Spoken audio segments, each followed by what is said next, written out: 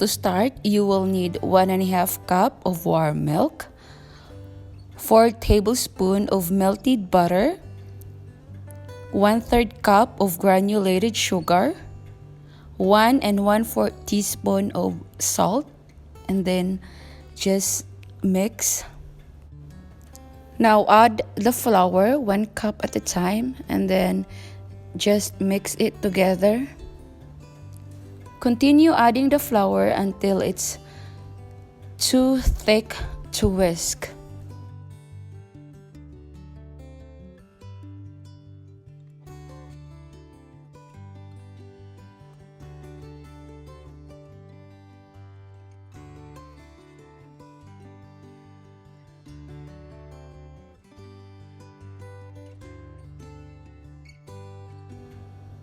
Transfer the dough into a well-oiled large mixing bowl and let it proof for 1 hour.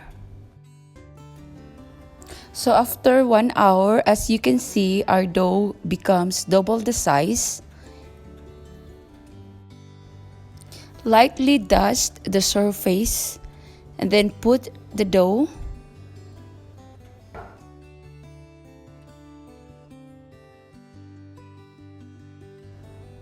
Divide the dough into 3 even pieces.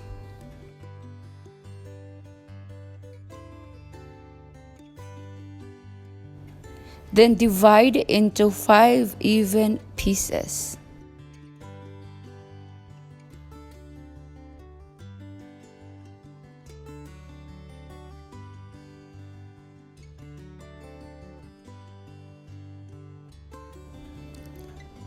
Grease the baking pan. You can roll the dough on the palm of your hand.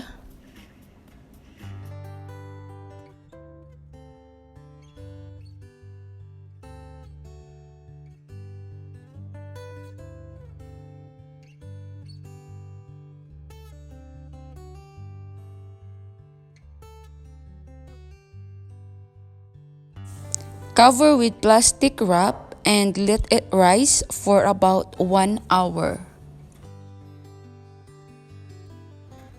For the egg wash, it's 1 egg and 3 tablespoons of milk. And then just brush that onto the bread.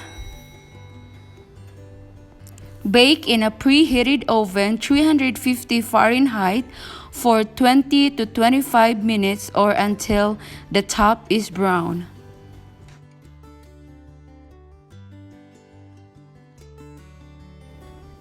When it's still hot, brush a melted butter on top and then serve. So that's really easy. I hope you guys enjoy and don't forget to like and subscribe.